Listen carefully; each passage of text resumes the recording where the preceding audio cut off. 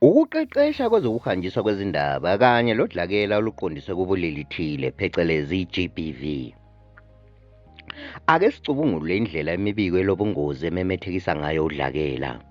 Phakathi kwalezi nsuku ezili-16 zokulwisana lodlakela oluqondiswe kubulili thile, sizagxila kakhulu emafutheni okuyiwo ayengezelela ilangabi lalolu dlakela. Lawo mafutha imibiko engamanga esatshalaliswa ngephutha ebulenjini, kodwa ebisidala umonakalo loba ukuphiceka kuzulu. Umbiko ongamanga kodwa osatshalaliswa ngephutha uguquka ube ngamanga asatshalaliswa ngabomu, ikakhulu nxa usuqondiswe emuntwini kukhangelwe ubulili bakhe noma ubulili azikhethela bona.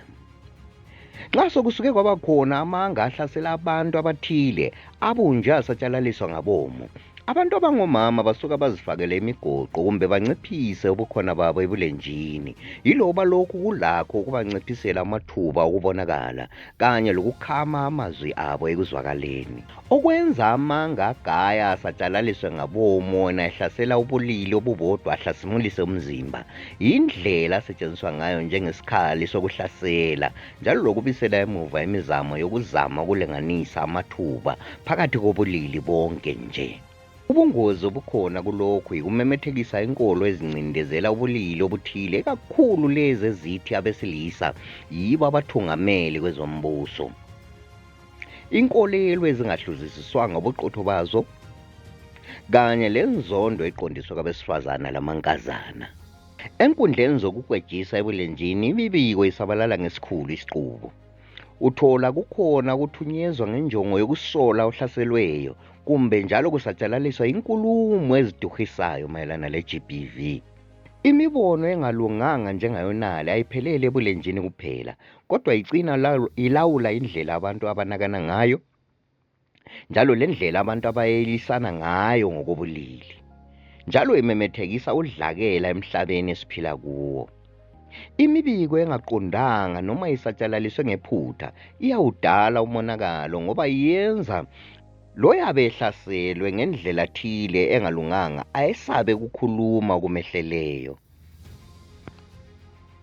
Imibiko engamanga noma yatshiwe ngephutha elakho ukwenza ukuhlukunyezwa loba ukuphathwa kubi kobulili thile kubukeke njengento eyingxenye yempilo futhi eyamukelekileyo.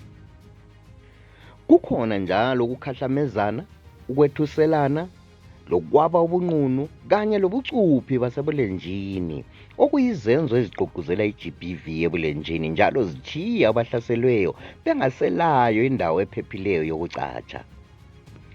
Phakathi kwalezi insuku ezili-16 zokukhuluma kabanzi ngodlakela oluqondiswe kubulili thile, ukuqeqesha kwezokuhanjiswa kwezindaba yisikhali esilamandla amangalisayo.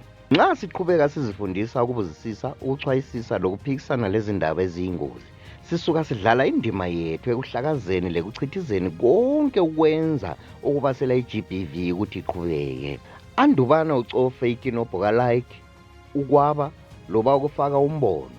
Mana kancane uqale ube lesiqiniseko sobuqotho bombiko, njalo ungavumelani lembono elobungozi.